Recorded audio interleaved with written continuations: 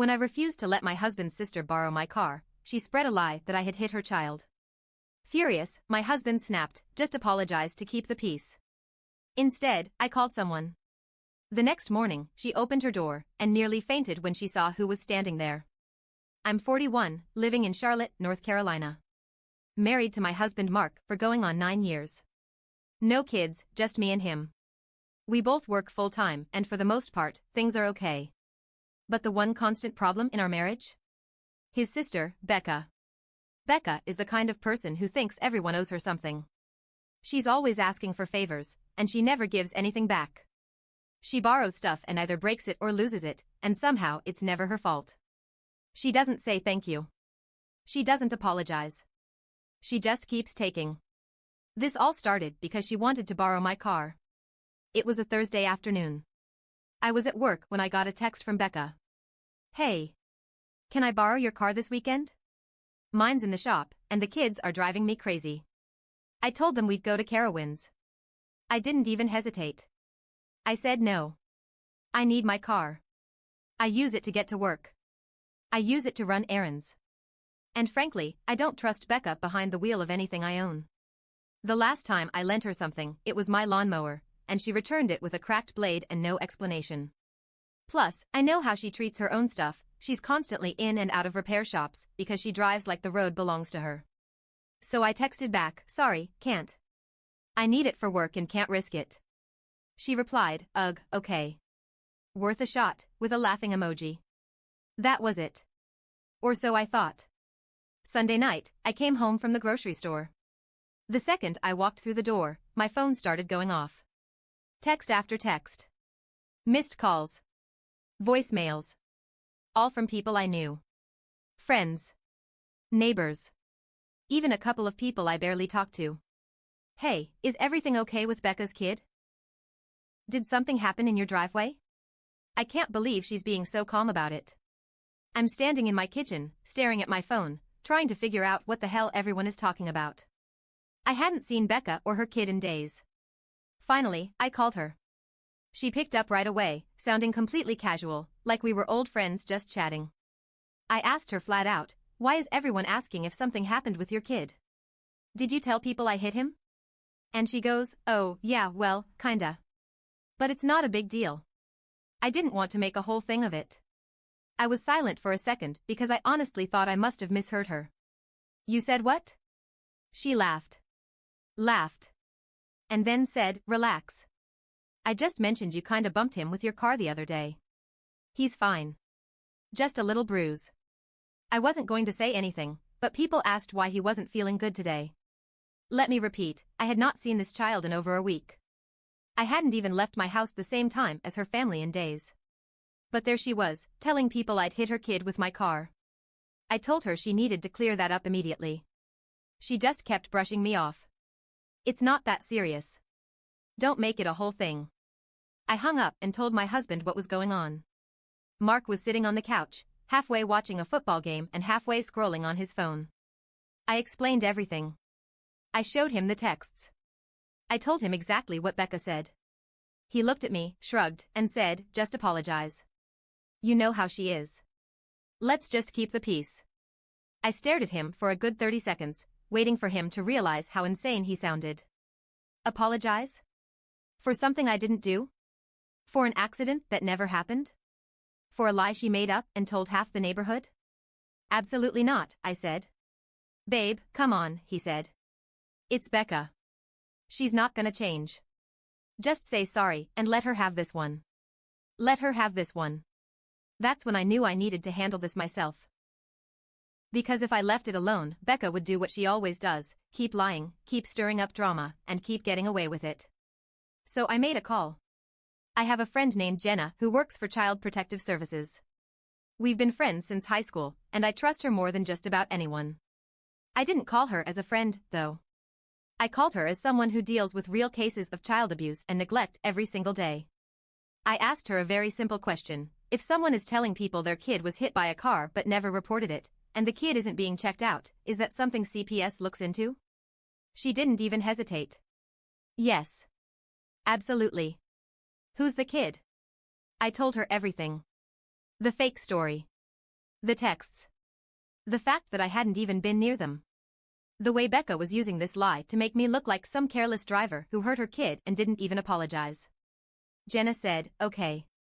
I'm opening a welfare check first thing in the morning." That's when I knew things were about to get real. At 9 a.m. on the dot, Becca got a visit. She wasn't expecting it. She thought this was just another little story she could tell to get some sympathy and maybe make me look bad in the process. But CPS doesn't mess around. They showed up at her door with a police officer. They asked to see her son. They asked her to explain the accident she told people about. They took notes. They took photos. They checked her house. They asked why she hadn't taken him to the hospital if he was hurt. They asked why she hadn't filed a report. They asked why no one else had witnessed anything. And Becca? Becca completely fell apart. A neighbor who lives across the street told me the whole scene. Said Becca answered the door in her robe, hair a mess, cup of coffee in hand, looking like she'd just rolled out of bed. 20 minutes later, she was red-faced, stammering, and couldn't get her story straight. And the best part? Her kid was completely fine. Not a mark on him. No bruise. No scratch. Nothing. The officer took her statement. CPS documented everything. And Becca got hit with a citation for making a false report. But that wasn't even the most satisfying part. Because once people in the neighborhood found out CPS had been called to check on Becca's kid, the stories started pouring out. Turns out, this wasn't the first lie Becca had told. Not even close. By noon that same day, my phone started lighting up again. But this time? The messages were different. Why are the police at Becca's house? I just saw CPS there. Is everything okay? Did something happen with her kid for real? It didn't take long before the whole block knew what went down. You don't get a welfare check from CPS with a police escort without people noticing. Charlotte might be a big city, but neighborhoods? Neighborhoods are small. People talk. And Becca's story started cracking. Because now, people who heard her version of events, the one where I clipped her son with my car and then coldly drove off without checking on him, were realizing none of it added up. One neighbor, Greg, who lived 2 doors down, texted me this, "Funny how she said you hit him Friday, but we saw you leave before noon and you weren't back until after dark." Exactly. Because I was at work. Like I always am on Fridays. But here's where things took a turn I didn't see coming. Turns out, Becca's lie about me wasn't some random one-off.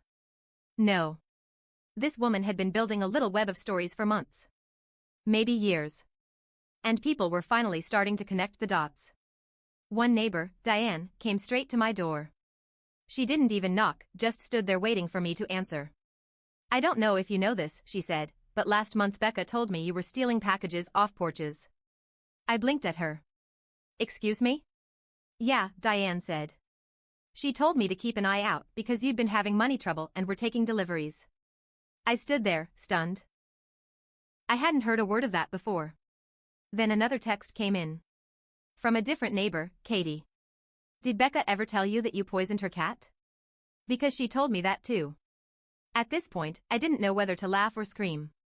This woman had been smearing me up and down the street for who knows how long, and I'd been totally unaware. I thought she was just mildly annoying. But no. Becca was on a whole campaign. And apparently, she wasn't as subtle as she thought. What made this even worse was Mark. After the CPS visit, he was quiet. Almost too quiet. He didn't say anything for hours, just sat in the living room on his phone, scrolling and scrolling. Finally, I asked him, "So? Still think I should apologize?" He didn't even look up. Just said, "I didn't think she'd take it this far." That's when I realized something important. Mark knew Becca was like this. He'd just been hoping if we ignored it, she'd get bored and move on. But she didn't. She kept pushing, testing, seeing how much she could get away with. And Mark had been letting her. That night, I found him texting her. I couldn't see the whole conversation, but I caught enough over his shoulder to realize he was telling her to just clear things up and stop making stuff worse. I couldn't believe it. I asked him flat out, "Why are you protecting her?" And all he said was, "She's my sister." That's when I decided I wasn't finished yet. Here's the part that no one saw coming. The next day, I got a call from Jenna. "You're not going to believe this," she said. Apparently, during the CPS visit, Becca had made some offhand comment about how the bruise isn't even that bad anymore, even though her kid didn't have a single mark on him. And CPS? They don't play with that. So they pulled school records. Medical records. Just to double-check. And guess what they found? There had been 3 other times in the past year when Becca had taken her kid to urgent care for accidental injuries. All small stuff. A sprained wrist.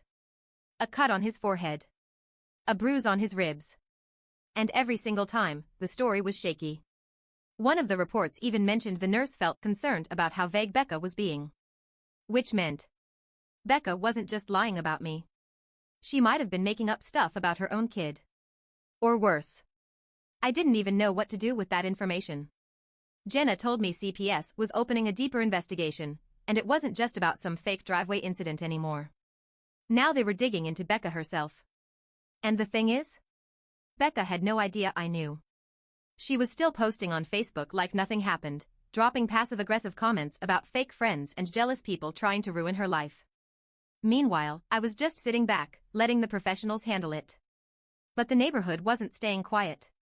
That week, 3 different neighbors came forward with their own stories about Becca. Greg said she accused his wife of scratching her car. Katie said Becca told her someone had been sneaking into her backyard and she thought it was me.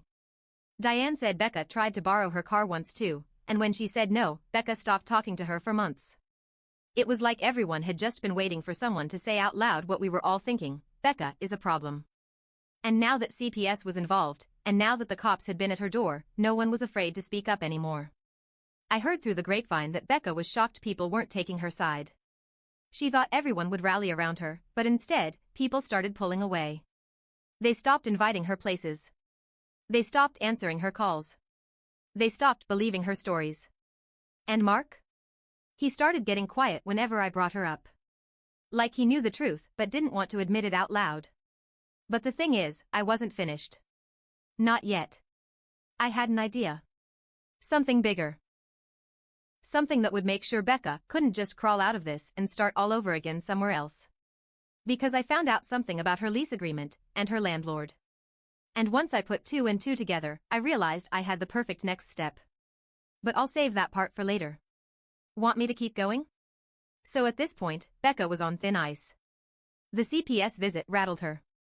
Word had spread through the neighborhood. People were backing off.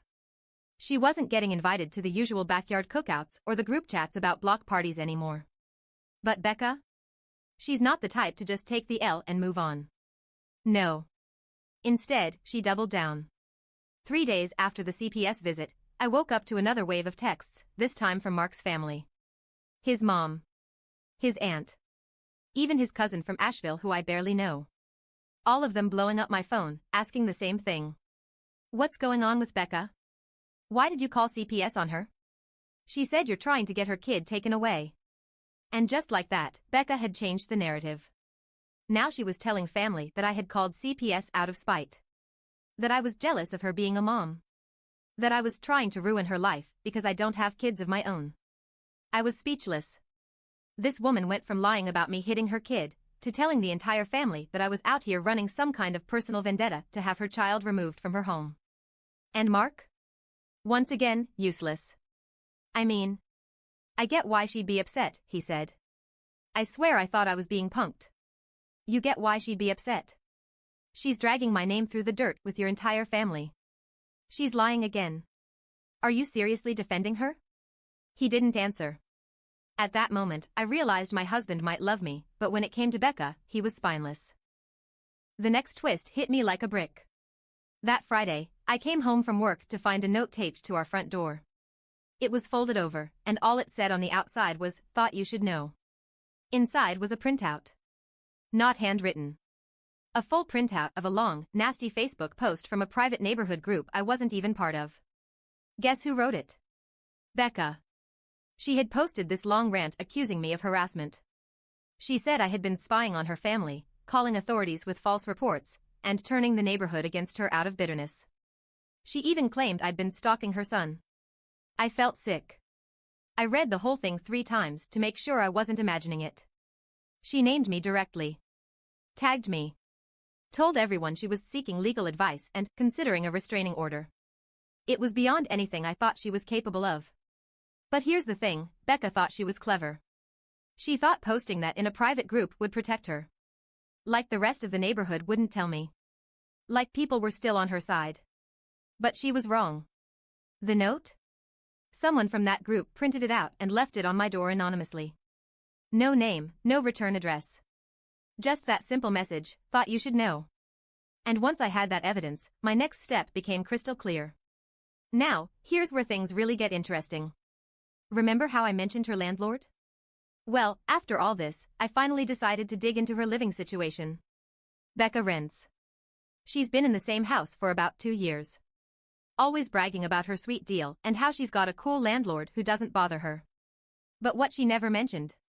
Turns out, the owner of her house is a guy named Mr. Patterson. Retired, quiet, and lives about 5 blocks away. I only knew about him because we'd met once at a yard sale. So I reached out. Very casually. Just to ask if he was aware of everything going on at his property. Turns out, he was not. When I told him CPS had been called to the home, and that there had been police involvement, he got real quiet. Then he thanked me and hung up. 2 hours later, Diane texted me. Landlord's at Becca's. He looks pissed. Apparently, he showed up unannounced. Knocked on the door and demanded to inspect the place. Becca wasn't happy, but legally, she couldn't refuse. According to Diane, it turned into a whole scene with shouting, slamming doors, and Becca crying on the porch. But wait. There's more. The following day, I get another text from Diane. Check the county records. I didn't know what she meant at first, but then she sent me the link. Guess who hadn't been paying rent? For 3 months. Becca had been telling people her car was in the shop, and that's why she couldn't get around. Telling people she was tight on cash because of repairs. But in reality? She wasn't paying rent. Just living there, hoping the landlord wouldn't notice. And now? He definitely noticed. Word was spreading fast. The same neighbors Becca had been lying to were now whispering about eviction. About CPS. About the police at her house. Suddenly, Becca wasn't the victim anymore. She was the problem. And honestly? I hadn't even touched my real plan yet. Because if she thought CPS and the landlord showing up were bad, I had one more card to play. But I'll save that part for later if you want me to keep going. Want me to continue? At this point, Becca had burned every bridge in the neighborhood. People stopped replying to her texts. She wasn't getting invited anywhere. Even the friendlier neighbors were keeping their distance. Mark was barely talking. CPS was still investigating her, and her landlord was circling like a shark.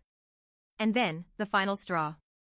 A week after her public Facebook smear campaign against me, the HOA announced a monthly neighborhood meeting. Normally, 5 people show up to those. This time? The room was packed. And Becca was there.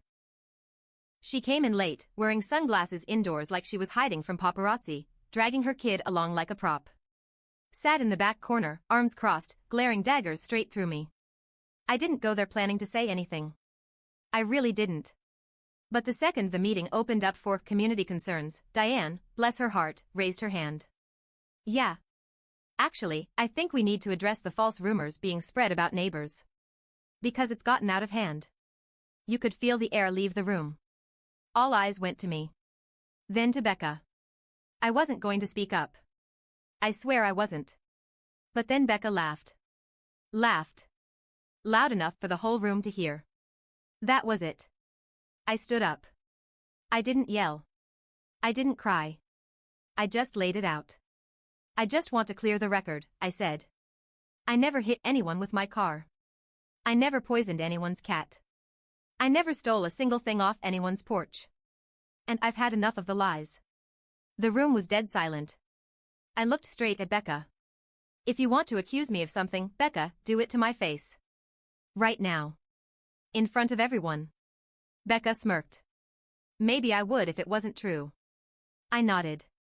All right. So then explain to everyone why CPS found nothing. Explain why your kid didn't have a scratch on him. Explain why you told half the block I'm a thief, but no one ever saw me take anything. Explain why your landlord is at your house every other day now. That wiped the smile off her face. But it wasn't me who finished her off. Nope. That honor went to Greg. From his seat near the front, Greg piped up loud and clear, "Hey, Becca? Didn't you say we dented your car last month? But we were out of town that whole week." Then Diane. "And didn't you say Katie was sneaking in your yard?" "Katie, she told me you poisoned her cat." It was like popcorn going off. One by one, people started sharing the lies Becca had told them. All different. All pointing fingers at different people. All ridiculous. Becca's face went pale. Then red.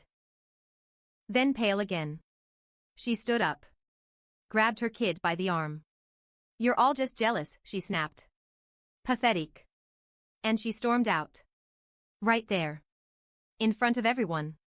Slammed the door so hard the windows rattled. Nobody spoke for a few seconds after the door slammed. Then Diane said, "Well, I guess that's that." And just like that, the tension broke. People were shaking their heads, whispering, looking around like we'd all just witnessed the end of some bad movie. Mark didn't say a word the whole meeting.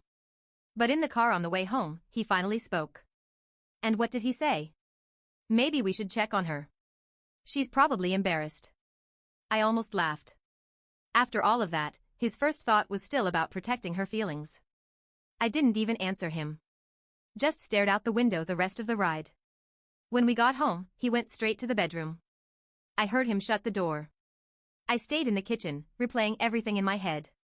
Here's the thing no one tells you about standing up for yourself against someone like Becca: you think it's going to feel good. And yeah, part of it does. Finally getting the truth out there. Watching her face when her web of lies unraveled in public. Having the whole neighborhood see her for what she really is. But there's another part that doesn't feel good at all. The part where you realize someone in your own family was willing to destroy your name over nothing. Just because you wouldn't give them what they wanted. Just because you said no. The part where you realize your husband, the person who's supposed to have your back, never really stood up for you. Not once. Even as his sister dragged me through the mud, he just kept sitting there, telling me to keep the peace. And the worst part? I don't even think Becca thinks she did anything wrong. I think, in her mind, she's the victim of this whole thing. Like we all ganged up on her for no reason. Over the next few days, neighbors kept stopping me on the street. "Glad you spoke up. Sorry we didn't say anything sooner. We've all been dealing with her." And you know what? That part felt good. It felt like I wasn't crazy anymore. Like I wasn't fighting this alone. But things with Mark? Different story. He's been quieter. Distant. I think maybe it finally hit him that Becca's behavior is more than just how she is. And me? I'm thinking real hard about what it means to stay married to someone who watched me get dragged through hell and didn't lift a finger. A week after the meeting, Becca's landlord posted an eviction notice on her door. CPS wrapped up their case and closed it with no action, but the file's still open for monitoring, just in case. Becca moved in with Mark's mom, about 2 towns over. I haven't heard from her since. Mark and I are figuring things out. And me? I drive past her old house every morning on my way to work. The place looks quiet now. Sometimes I wonder if she ever really thought it would work, if she thought she could lie her way through life forever. But the thing about liars? They always get caught. Sooner or later. And when they do, all you have to do is stand up and tell the truth. The rest takes care of itself.